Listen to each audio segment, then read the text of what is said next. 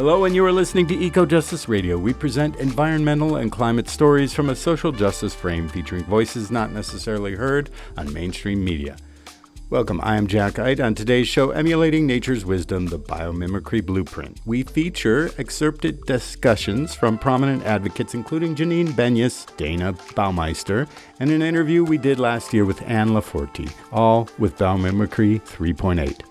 Janine Benyus is a world-renowned biologist, author of 6 books, including 1997's foundational text, Biomimicry, Innovation Inspired by Nature. She's widely considered the Godmother of Biomimicry. In 1998, she co-founded the Biomimicry Guild, which morphed into Biomimicry 3.8, a B Corp social enterprise providing biomimicry consulting services to a slew of major firms and institutions.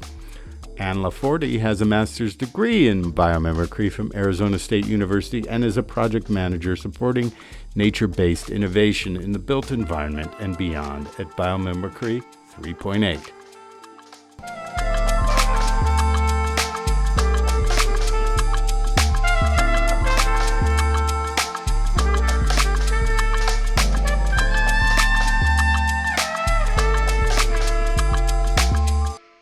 We begin with an excerpt of Janine Benyus, co-founder of Biomimicry 3.8, who coined the operative term, which means intentional problem-solving design inspired by nature. This is from the film entitled Biomimicry.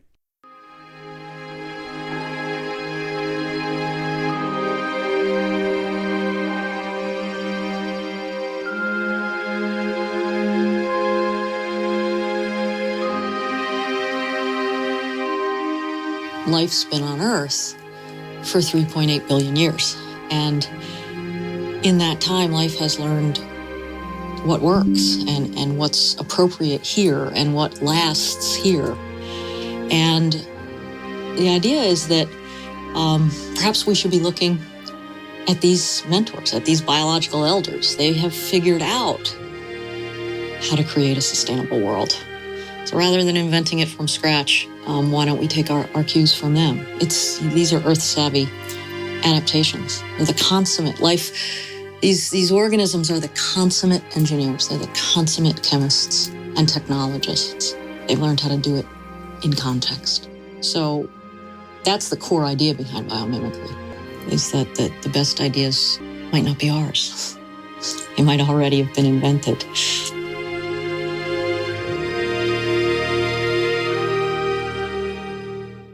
Biomimicry is innovation inspired by nature.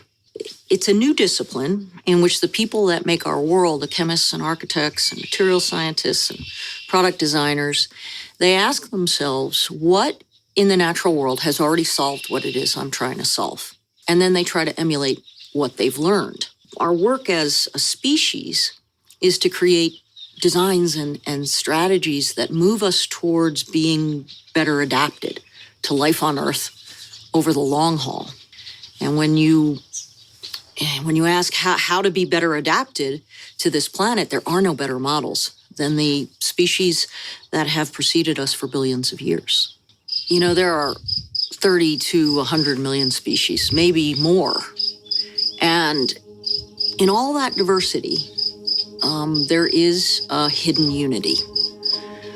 There are a set of operating instructions, how to be an earthling. And they're life's principles like life runs on sunlight. Except for a few organisms in sulfur vents at the bottom of the ocean, life runs on current sunlight. We run on ancient photosynthesis, trapped in fossil fuels. Life does its chemistry in water as the universal solvent, and we tend to use very, very toxic solvents like sulfuric acid. Life depends on local expertise. Organisms have to understand their places. They have to know the limits and the opportunities of their places. And life banks on diversity and rewards cooperation. Life wastes nothing, upcycles everything, and most of all does not foul its nest, does not foul its home. We're a very young species. And probably our best stance as a young species is to be apprentices to these masters. We need to replace our old industrial chemistry book with nature's recipe book. Our synthetic chemistry is completely different than nature's chemistry. We use every element in the periodic table, even the toxic ones. And then we use brute force reactions to get elements to bond or break apart. Life uses a small subset of the periodic table, the safe elements, and then very, very elegant recipes. Low temperature, low pressures, low toxicity. That's nature's chemistry. It's a very different paradigm. And we have to ask ourselves, not just how to replace individual molecules for different kinds of molecules, but rather whole families of reactions. It's a big job to do that, but it's an Apollo project worth pursuing. That was Janine Benyus from the film Biomimicry. Next, we have a recent talk by Janine Benyus. In this presentation at the Bioneers Conference in 2025, she helps us imagine a city that functions like a forest, capturing and storing rainfall, cleaning and cooling the air, cycling nutrients into the system, and maybe nurturing biodiversity. She also shares project-positive initiatives that reveal that this regenerative vision is indeed achievable if we pose the question in all human development, what would nature do here? It's good to be home. What a time, Bioneers, to be meeting. If I could, I would swaddle all your hearts right now. We really need it. This is just the time for us to put nature's wisdom at the center of this new world we want to build together. And that's what I want to talk about. I want to remind us that this is the real world. This is about 100 feet from my house. This is the pond I wrote about in the book. It keeps its promises every spring. It continually creates abundance. It circulates nutrients to every single cell, and it heals from trauma even more resilient, somehow.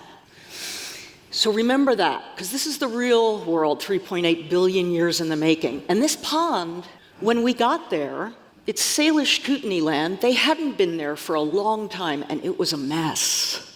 This pond was full of agricultural chemicals. It was full of silt. There was no open water whatsoever. And what we found, we tried everything. And then what we did was we went to a healthy pond in the national forest, and we noticed, my partner and I, Laura, we noticed the flow happening. And we rushed back and we realized that we had 4 springs that were smothered. When we released them and reconnected this pond to its source of groundwater, this is what happened. And every year, it's been getting better and better and better and better. Because that's what life does, right? It literally, one organism promotes another organism's success and thriving. Another organism promotes another organism's, right? It's this incredible positive feedback loop. And what I realized, and I want us to remember, when we talk so much about negative tipping points, right? Climate change and Greenland melting. There are also positive tipping points. And when we can get in the healing team and bring a place like this to that positive tipping point, life takes over. Biodiversity begets biodiversity. It is stunning to watch and to be a part of. So let's remember that, and then let's try to do it consciously. When there are storms, those trees go bending, branches go flying, but now there are soil organisms ready to take up those nutrients. This is on the map of Montana refugia, which are the safe havens for organisms to go during climate change as it gets really bad. We have to create more of these. It's literally a refugia, my favorite new word. It's a refugia. What we're seeing out there right now that you've been living through is not normal. And Kaisha Smith knew that in 2018 at the March for Our Lives. And people have been using this sign over and over and over again. This is not normal. It's because we know that there are norms, social contracts that help us support collective action, help us trust, right? And those norms, what's happening now, the cruelty, the complete aggression and violence is not normal. And I'm here to tell you it's not normal in the natural world either. Way more snuggle for existence than struggle for existence. Yeah. And these guys are sandhill cranes. Laura saw them doing the mating dance. They're back. They've been coming back to the pond now for, this will be the 7th year. Collective action because they have norms. This is them migrating. Have you ever seen a collision? Never. Never. It's because they have norms. And I've been studying nature's norms. I've been on a quest to understand them deeply. Indigenous peoples know them because they had sacred attention. So I decided I want to do sacred attention as well and find some of these norms, like a distribution network that makes sure nutrients get to every single cell. So how does nature create this abundance for all? I want to talk about two things. One is a culture of care, and one is a culture of generosity. So in the Bitterroot, where I live, it's western Montana, by the way, in the beautiful Bitterroot Mountains. And this is what it looks like when we go hiking, when we go backpacking. And, you know, I leave perfectly good trails sometimes to go up really, really high. Because I love tree islands. So do you know what tree islands are in the subalpine? They're amazing. They are refugia. They're how a forest gets started in a really harsh place. And what happens is they get started because a bird lands on a rock and drops a seed in its feces. And then the lead tree gets started, and that creates a windward and a leeward. And the leeward is where organisms can shelter from the really harsh conditions up in the subalpine. And I can too. I mean, I've run out of water up there, and I have looked for tree islands and gone in, and they are wet in August, September, mossy. It's unbelievable because they hold those snowdrifts so beautifully. But seriously, at the base of these, downhill of these, I've found enough water to fill my water bottle, and there's no spring. It creates its own culture of care and generosity. Then what happens is that those trees begin to release water vapor, transpiring, but also we're now realizing that a lot of the rain is caused by life, by bits and pieces of life, by ice-nucleating bacteria that go up into the vapor, by bits and pieces of moth proboscis.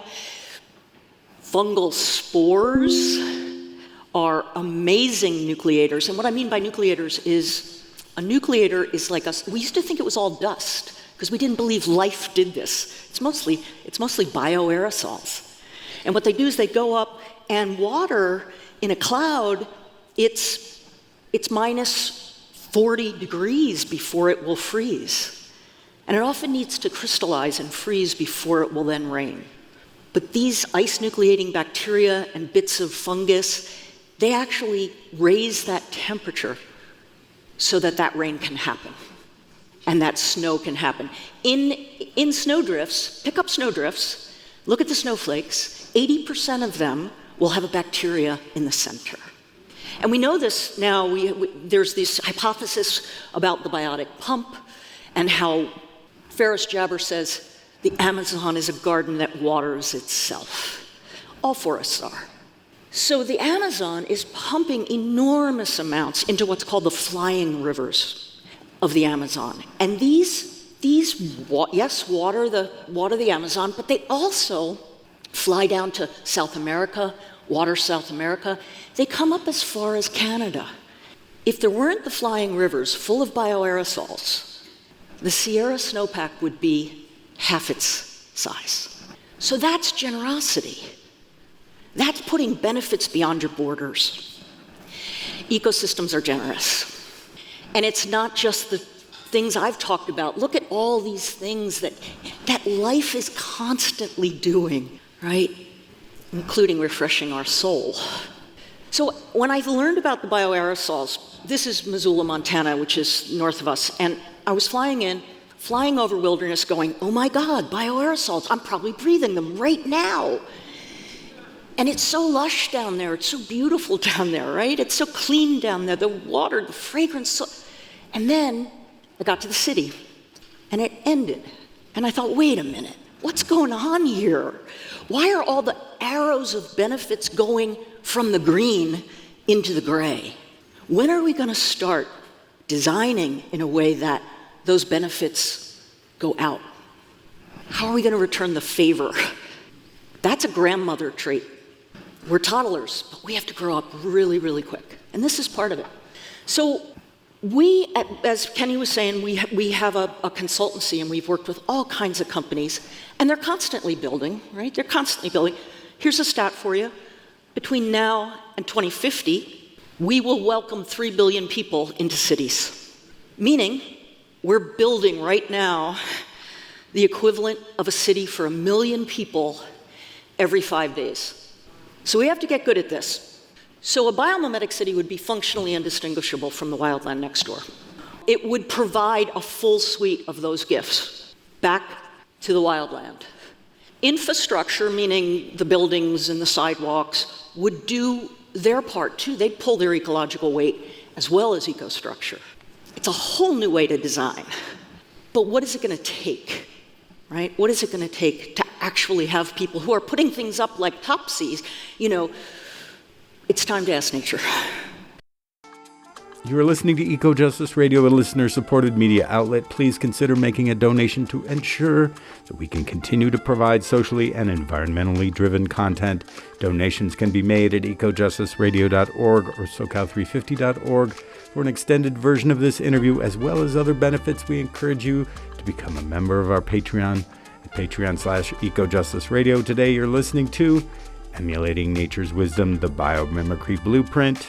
We feature excerpted discussions from prominent advocates, including Janine Benyus, Dayna Baumeister, and LaForti, all with Biomimicry 3.8. Now back to Janine Benyus speaking at the 2025 Bioneers Conference. So what we do is we do this process called Genius of Place. And it's amazing. We have gone to projects, big projects, where we're the first people, where it's well along, and we're the first people to have visited the site. And we do a deep, deep dive into the patterns of the reference habitats. What would be there if we weren't there? Because we want to function like that. That's biomimicry. And then we actually hold ourselves to a standard. We were blessed to find Kevin and Kenna Halsey, who are also in Montana, and for decades they had been working on a tool, an iPad-enabled app that enabled them to look at landscape attributes and be able to know what the quantities of these gifts are, so that we could go to a site and say, this is what's happening right next door. This is the amount of water being stored, carbon being stored, habitat being supported.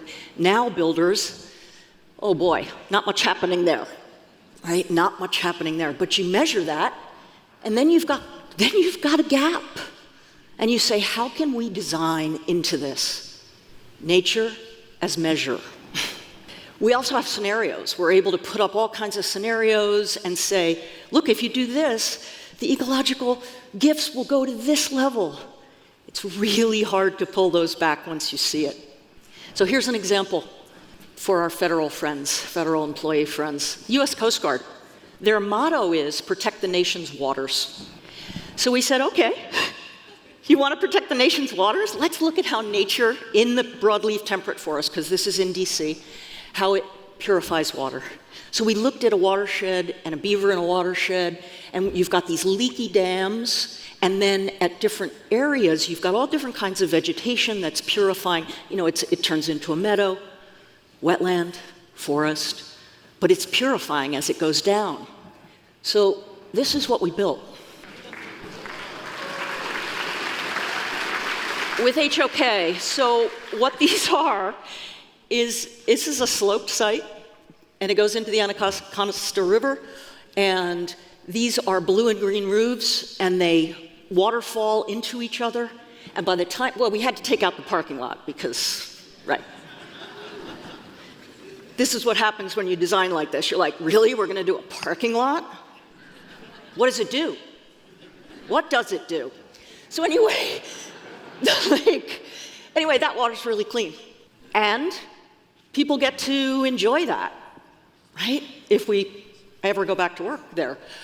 And we just put in thousands and thousands and thousands of trees and vegetation. This is at the very beginning. It's just gonna be incredible, the ecosystem gifts. And we're working with some big companies. We've got a learning collab called Project Positive. So we have a sandbox where we work together. And we're starting to do things like habitexture, like the Austin Bridge that accidentally, you know, bats love to roost there, and now there's a music festival every night when they come out. We're doing that on purpose now, providing habitat. Look at all the corridors, easements along roadways, right? Even buildings can have HVAC systems. This is one that releases 3 times cleaner air than comes in. We can do this with buildings. They should pull their ecological weight. Those rooftops are great for growing food, right? Parking lots, cool the air, please. Be a flood forest, please. Permeable pavement. There are so many design interventions that together you create all these ecological gifts that go beyond your borders. Assist migration. These critters are on the move, trying to get to cools. There's the beautiful Highline Trail. Provide solace. It comes with it. None of these all build on each other, right? Every surface in the natural world, think about a tree and all the lichen on it, right? Like, what are we doing with these surfaces? There are so many cool jobs that are gonna be created, right? Really cool jobs.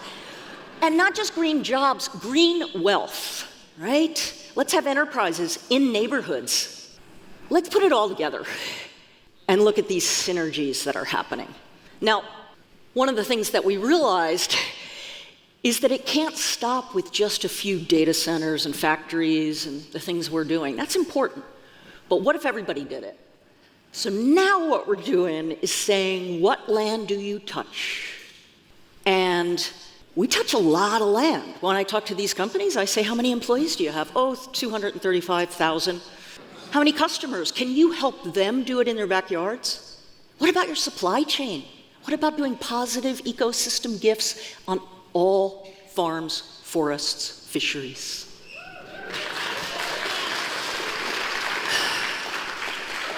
So we're gonna need a bigger bioregional Ask Nature. So if you know Ask Nature, we're localizing this now because we want to democratize this. So start looking for ecological, we're getting grants to do ecological patterns for different biomes, and then learn about the organisms that are there. And the dream is to get that tool that I talked about for free on Ask Nature. So you can do that. That's the goal. So you can measure it and then celebrate it when you get closer. So join the Hive. That's our new Ask Nature Hive community if you're interested in this. So can humans be a welcome species? Yeah, why not? Look at us. These are some bee pros. We went to Glacier and they swam to an iceberg. They're crazy, but they're beautiful, right? We're young. But this is our true home. We belong here, and I think our true nature is generous because we're a biological being. Yeah. And we can do what life does. I know that we can. This was our property in 1992. It's all we could afford. It was before Montana was crazy popular. This place was hammered by overgrazing of horses. Those dots there are an invasive called Russian spotted knapweed that puts poisons out. It was dusty. Wind would come, it was like our own dust bowl. This is it now. 33 years, lots of goats, lots of help with native grasses, lots of trees. We planted lots of trees. There's the riparian area. I'm such a grass fanatic now. I just look at that and I'm like, isn't that beautiful? It's so beautiful. And here's that pond. I'll take you out someday. Whatever part of the earth you touch, you can help heal. And let's do it by design. Let's find our true, generous natures. Thank you.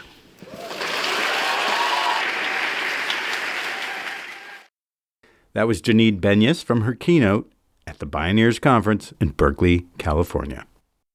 Aloha, this is Carrie Kim. Listeners, we welcome Anne LaForti today to demonstrate how biomimicry is helping us return to nature, to trust in and observe nature for the way forward. Welcome, Anne. We are so grateful to have you on the show today. Thanks for having me. I'm excited to be here. So, biomimicry aspires to create a world mentored and inspired by nature. Nature's 3.8 billion years of infinite creativity and evolutionary ingenuity. Biomimicry and nature's intelligence can innovate a wide range of consumer products and services, biodegradable packaging, regenerative design, eco-friendly architecture, and building materials, as well as influence social structures and organizations. Snakes and leeches can inspire better detergents. Beetle wings, tortoiseshells, and sea cucumbers can change the nature of packaging. Kingfisher birds can inspire high-speed bullet trains. Ventilation systems can be modeled after termite mounds. A factory can be modeled after a forest. Arid landscapes can compel industrial development towards a regenerative model. Anne LaForti, project manager for Biomimicry 3.8, a world-renowned biomimicry consulting group, joins us to illuminate the potential of biomimicry to help us collectively thrive and align with and for nature. Absolutely. I'm happy to be here. I can't wait to talk about biomimicry. Yes, well, let's start at the very beginning with the definition of biomimicry in your own words. Well, it's emulating nature's genius. So basically, we don't want to copy nature. It's not necessarily biophilia, which is sort of the patterns, the colors, but it's more about the functional mechanism of what makes nature tick, right? And so a lot of that is generally thought to be very physical, literal emulation of nature. So how does, for instance, the mimosa plant react when you touch it and move? Or how does a termite, manage heat, like you were mentioning, right? And also the why. So the reason why nature does these things is for the purpose of thriving. And so the idea is, how can we use these patterns and make sure that we are designing better ways, better solutions to be humans on this planet, so that we can be better neighbors to our human and non-human communities. Mm-hmm. I like that saying that it creates the conditions to make life conducive here, right? Exactly. Creating life, as you say. Could you speak a bit more about the aims of biomimicry and its origins? Like, how did that term come about? Maybe you could speak about that origination. Yeah, I think the term itself, as you said, came from Janine Benyus's book when she was gathering a bunch of files on the way that nature did things, and how she just wanted to study how people were doing this thing, and it sort of came up as this word of biomimicry. But really, of course, Native peoples have been doing biomimicry for forever. And so this is sort of a new name for a very long known methodology. But yeah, it's literally biomimicries. How do we mimic or emulate the nature of plants, animals? Microbes. Yeah, exactly. And the cool thing to me is that infinite solutions, infinite templates. Like even if you just looked at a single organism, all of the different ways that that organism thrives through the way it eats, to its eyes, to, if it's a microbe, maybe it's an amoeba and the way that it changes its body shape. All of these things are functional mechanisms, and we can apply them to human solutions as templates. Now, I want to ask you a question because I have always a little bit had an issue with this word solutions. It's always troubled me because it always kind of sounds like we've got the answer, we've got the magic bullet, it's the singular solution, and it kind of narrows everything else down. It doesn't really have that open-ended kind of creativity sound, a solution. To me, it doesn't really, it sounds different than saying adaptation or evolution. Yep. So I don't know if you have any comment on this word. That's a really good thing. Actually, I had never heard that before, but I do agree with what you're saying. I think it's more of a short form way to explain what we're trying to design. I think opportunity is a really good word, or things like that. But I think one of the keys to the biomimicry that I practice and that Janine Benyus often says is we're not there to like fix things necessarily. We're there to help the helpers. So there's already beings on this earth who are doing the work, especially if you look at things like I'm very much interested in soil. I'm a soil nerd. And so when we do soil regenerative work, we're not necessarily putting our human stamp on it, right? We are trying to figure out, how does the soil regenerate itself, and how can we support those beings who are doing that work to do it more quickly, maybe, right? Which, nature runs on nature's time, but I think there's always more ways to be supportive. How can we bring our gifts to this place, if it's a site or to a product, to make it more conducive to life? Yeah, I love that. Yeah, I like that, thinking of us more as assistants to nature, I wanted to give a quote from Dr. Dayna Baumeister, also a co-founder of Biomimicry 3.8, along with Janine Benyus. And she says, when we begin to see the earth and its biodiversity as models and mentors, then we will have the right motivation and the right perspective to fit in, to survive, and to thrive. Any comments? I feel really lucky in biomimicry. Of course, I got my master's in biomimicry, and Dayna actually leads that program as well at ASU. Right? And I feel really lucky because when I was getting my master's, I got to, she was my professor, but then also now I get to work with her and we get to share ideas. And actually the entire team at Biomimicry 3.8 is pretty amazing. And it's interesting how really the idea of mentors, nature as a mentor, is really powerful because it talks about what would nature do or what wouldn't nature do, right? So if we're trying to look at a solution or an opportunity, we can judge it, I guess, based on that question. Like, is this really aligned with how nature would do this thing? And if not, then we probably need to go back and iterate and continue to see how there's additional ways that we can be more aligned with the natural world. Yeah, and so that's a fundamental part of biomimicry, yes? That you wouldn't really go forward with anything that didn't naturally fit in with nature's design or nature's patterns, nature's cycles. Yeah. Yeah. I mean, I think it's hard to be 100% there. It's not an absolute, but and so I think it's definitely a spectrum, but I think part of the work is asking that question, of course, right? And iterating. And also, you can't do biomimicry by yourself. It really requires diverse perspectives on a team of people, and also including that diverse perspective of nature as well. And so asking that question in a team, you're going to get some different perspectives of like, well, have we thought of this, or what about that?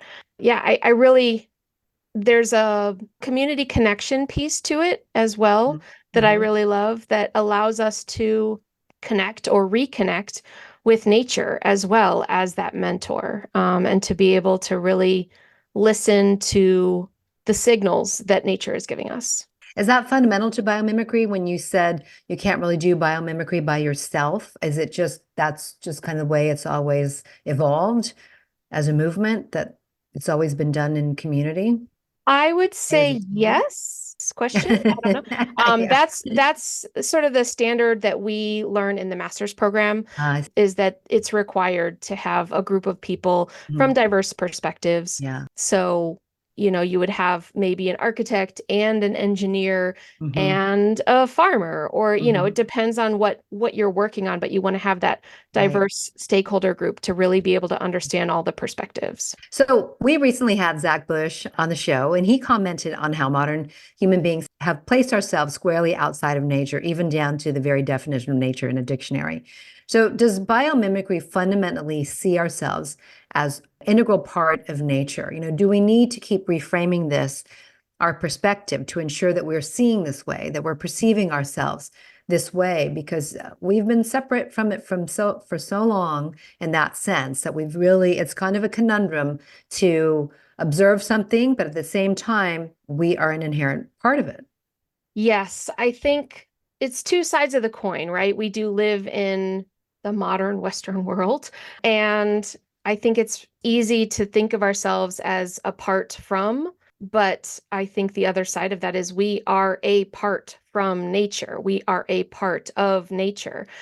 And biomimicry, as I said, it allows us to reconnect if we've lost our connection with nature, but it requires that connection. I mean, I think it depends on who you're talking to. There's some people who are going to be more of the literal biomimic application people who may be slightly less spiritual about it. And then there's all the other side of the spectrum of people who really see biomimicry as their spirituality, really. And all of the spaces in between, social innovation, but all of those pieces, no matter where you are on that spectrum, you are connected to nature because we're part of nature. And so that reconnection piece of going into nature, and we are nature. You can look at your hand and you can learn something about nature. Sure. You can hang out with your pet and learn something about nature. You can go into your yard and look at the moss that's growing between the concrete tiles. Obviously the preference is that you're in maybe more foresty nature or maybe less human urban atmosphere, but it's all around us, no matter how hard we try to shelter ourselves from nature. Why is it in that description, or the definition in Janine Benyus's book, she describes it as a new science? And maybe not new or a revitalized science, maybe. But that idea of connection between art and science and nature and science and methodology, in that it's not just thinking creatively or being nature inspired, but there is a specific methodology. So could you tell us a bit about your work as a project manager for Biomimicry 3.8? I mean, maybe share some of the projects that you're currently working on or involved with? Yeah, absolutely. So I am part of the team that's working on Project Positive, and it is a part of it, I guess, the part that I work on is place-based, and we compare an intact ecosystem to a site to see a business as usual building of a site, so that we can visualize where the gap is between the ecosystem services and performance of a site, as it would be in a forest nearby or something like that, compared to this standard site. And then that gives us the opportunity to leverage enhancements in landscaping or in other design opportunities, so that we can hopefully get back up to that 100% for the humans, but also for the ecosystems around that site. Yeah, and that's another word that we'll revisit, is this ecosystem services. But right now, Anne, we're going to take a break and we'll be right back with you. We're with Anne LaForti, project manager for Biomimicry 3.8. Be right back. You are listening to Eco Justice Radio, a listener-supported media outlet. Please consider making a donation to ensure that we can continue to provide socially and environmentally driven content. Donations can be made at ecojusticeradio.org or socal350.org. For an extended version of this interview, as well as other benefits, we encourage you to become a member of our Patreon at patreon.com/EcoJusticeRadio. Today you're listening to Emulating Nature's Wisdom, the Biomimicry Blueprint. We feature excerpted discussions from prominent advocates, including Janine Benyus, Dayna Baumeister, and LaForti, all with Biomimicry 3.8. This is an excerpt featuring Dayna Baumeister, co-founder of Biomimicry 3.8, in Learning from Nature by the Omega Institute for Holistic Studies. We actually will never fly like dragonflies. It's physically impossible. The laws of physics will not allow it. But can we pull some deep design principles from the dragonfly? Absolutely. What does that look like to abstract those design guidelines and apply them? And, well, nature's genius is based on the idea that, well, she's a little bit older than us, and she's got 30 million ways of doing things. So, biomimicry is nature as model, measure, and mentor. It's a different way than what the Industrial Revolution was about, which was about what can we take. We've been successful on this planet. We've done a really good job.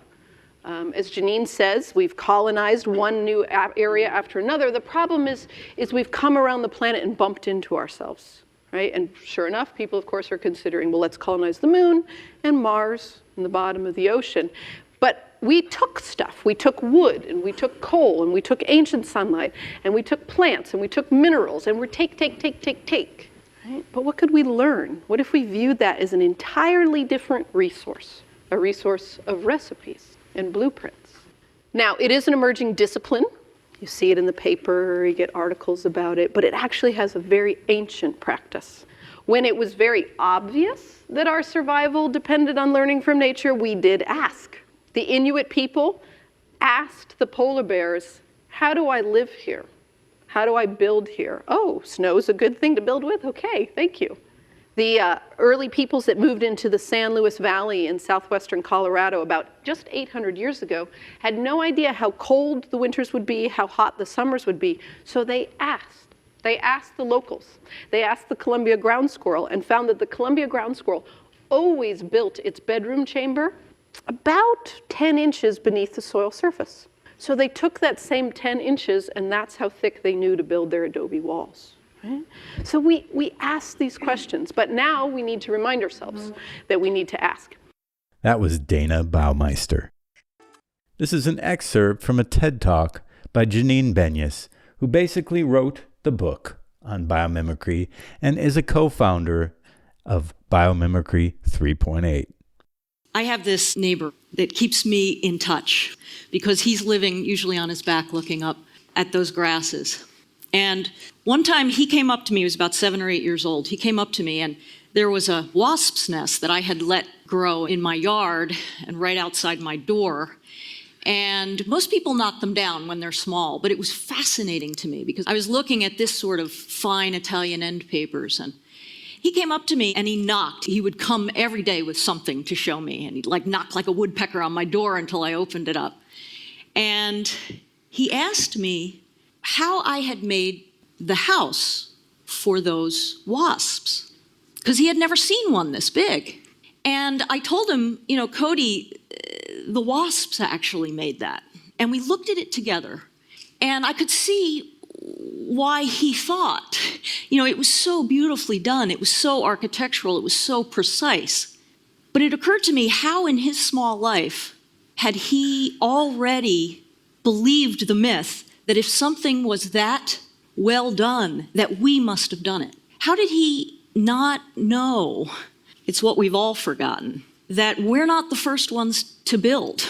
We're not the first ones to process cellulose. We're not the first ones to make paper. We're not the first ones to try to optimize packing space or to waterproof or to try to heat and cool a structure. We're not the first ones to build houses for our young. What's happening now in this field called biomimicry is that people are beginning to remember that organisms, other organisms, the rest of the natural world, are doing things very similar to what we need to do. But in fact, they're doing them in a way that have allowed them to live gracefully on this planet for billions of years. These people, biomimics, are nature's apprentices, and they're focusing on function. And what I'd like to do is show you a few of the things that they're learning. They have asked themselves, what if Every time I started to invent something, I asked, how would nature solve this? And here's what they're learning. This is an amazing picture from a Czech photographer named Jack Headley. This is a story about an engineer at J.R. West. They're the people who make the bullet train.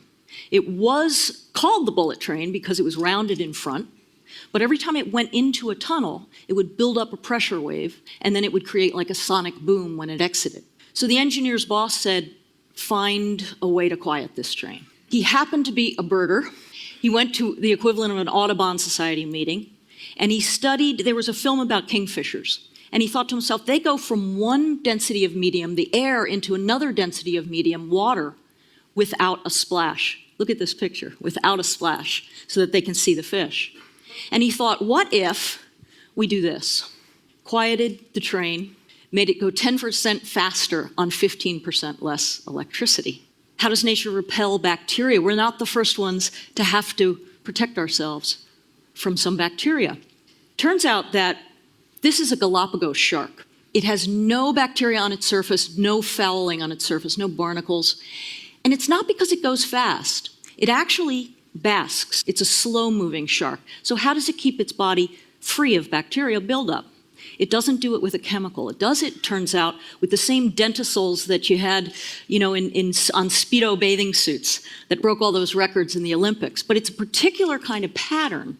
And that pattern, the architecture of that pattern on its skin dentisols, keep bacteria from being able to land and adhere. There's a company called Sharklet Technologies that's now putting this on the surfaces in hospitals to keep bacteria from landing, which is better than dousing it with antibacterials or harsh cleansers that many organisms are now becoming drug resistant. Hospital-acquired infections are now killing more people every year in the United States than die from AIDS or cancer or car accidents combined, about 100,000. This is a little critter that's in the Namibian desert, has no fresh water that it's able to drink, but it drinks water out of fog. It's got bumps on the back of its wing covers, and those bumps act like a magnet for water. They have water-loving tips and waxy sides. And the fog comes in and it builds up on the tips, and then it goes down the sides and into the critter's mouth. There's actually a scientist here at Oxford who studied this, Andrew Parker. And now kinetic and architectural firms like Grimshaw are starting to look at this as a way of coating buildings so that they gather water from fog. 10 times better than our fog-catching nets. CO2 as a building block.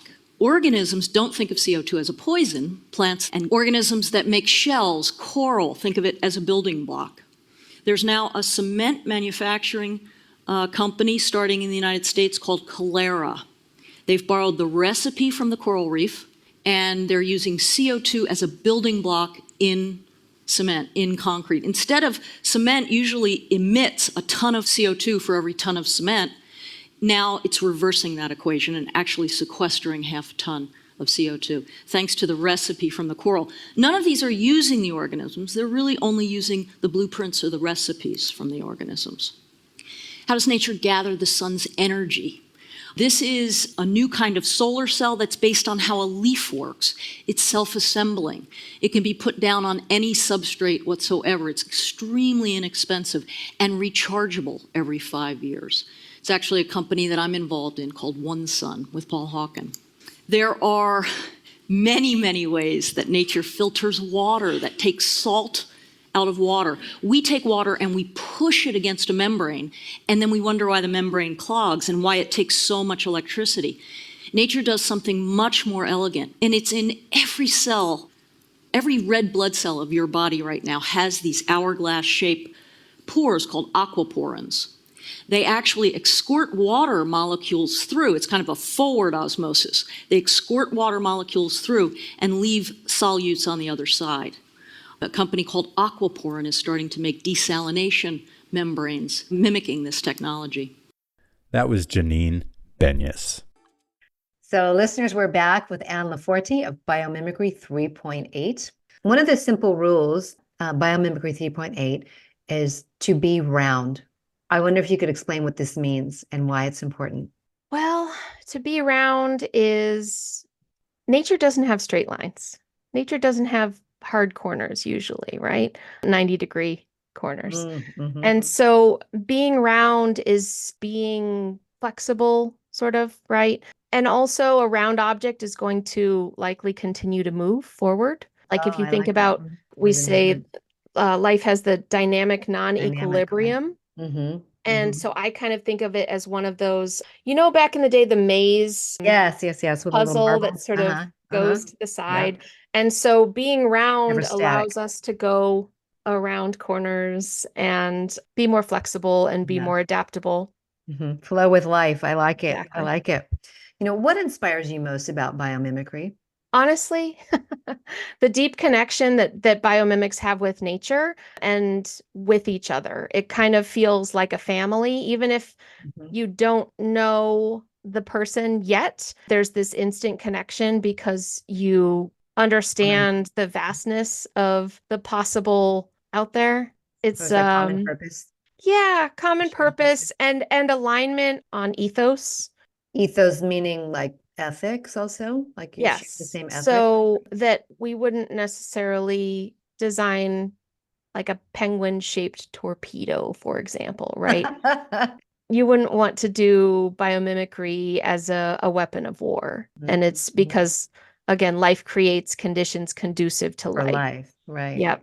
One of the other things that in reading about Project Positive, I read something where they were speaking about that it's moving beyond arbitrary reduction goals to science-based targets and actions that actually are generous to ecosystems, employees, communities, local people where we live. And I wonder if you could speak about that because people kind of lose that. What is the purpose of what we're doing? And it's got to be more connected communally, connected as a family, going back to a village-minded consciousness and taking care of each other and taking care of life. So, could you speak about making that shift? And is biomimicry just kind of making that transition between, 0 to 60? There's some place in between. So, we need to get back to that, all of us. Absolutely. Yeah, with Project Positive, the key is we need to go beyond net zero. We need to go beyond the regulations that are put in Numbers and place. targets, like you say, yeah. Yeah, exactly. And so the idea is when we're looking at the ecosystem services of a location, obviously it's more than that, but to be able to do this work, you have to put metrics around something. Otherwise, there's no proof that you're actually doing anything, right? And so the metrics that we have are measuring those that what it would be like in an intact ecosystem. So if a company wants to develop a site, Mhm. then we're going to want to make sure that perhaps there was industrial building there before. And Mhm. in that case, maybe we need to do soil remediation first. Right.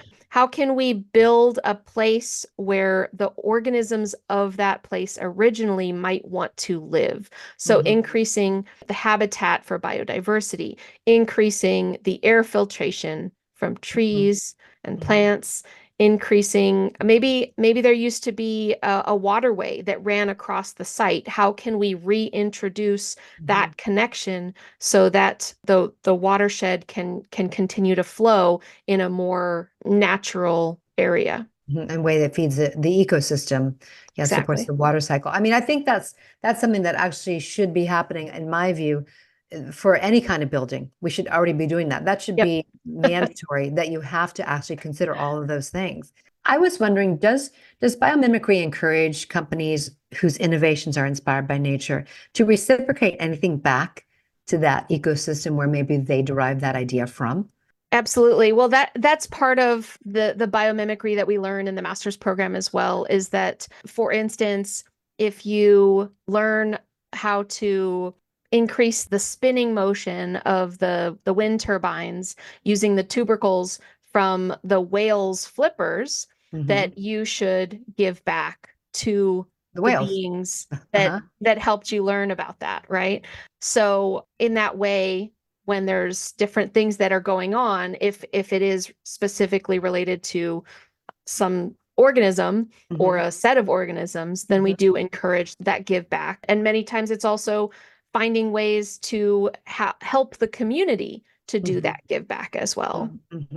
For example, you mean supporting the local community that is engaged with that particular species, you mean? Exactly. Yep. So if it was birds, connecting with a local Audubon society or a watershed issue or things like that. I wonder if you could speak about, Janine Benyus was talking about this, a couple of questions from biomimicry, fundamental questions. And one is, how does life make things disappear into systems? The best way I can answer that is by referring to, we have come so far in understanding human health, but we still have a heavy dependence on a mechanistic view of human health. We understand pretty clearly what individual organs do, but maybe less so in how they all fit into the system together and rely on each other in a very interconnected way. It's also the humility of understanding that we as humans likely may never fully understand how everything is interconnected, but being aware that they are and looking at it from a bigger picture. Yeah. I think being humble enough to not know, to know that we don't know, is a good place to begin. So, and it has been so great to talk to you about biomimicry. Thank you so much for all that you're doing. I'm so glad that you have followed this passion and that has reciprocated back to you, that you get to work in the field of your passion. But if you could share with listeners how they can connect with you, where they can find you, and all your little shenanigans going on. You can find me. I am That Soil Nerd on Instagram, and my handle is Soil Nerd Alert, one word. And you can also find us at Biomimicry 3.8 at the word biomimicry.net. And as I said earlier, you can check out asknature.org or biomimicry.org for the Biomimicry Institute. Okay. Thank you. Thank you for all the links. We'll post all the links, of course. And listeners, in closing, I would just say, observe, go out and observe and be with nature. There's so much that we need to learn from nature in our times. And it's so important to just appreciate and reciprocate to nature. So thank you again, and thank you all that Biomimicry 3.8 is doing to try to move the dial, to move people into this reconnection with nature, because it's something we all need to do. Thank you for having me. It was great. Hey, listeners, to check out the extended recording of this show or to explore our other shows, visit our website, ecojusticeradio.org, and subscribe to our podcast. This has been Eco Justice Radio and our show, Emulating Nature's Wisdom, the Biomimicry Blueprint. Thank you to Janine Benyus and LaForti and Dayna Baumeister. And thank you to our listeners for joining us. Please connect with us on social media at Eco Justice Radio, SoCal 350, and Wilder Utopia. If you like what you've heard and you want others to be informed, subscribe and share the episodes.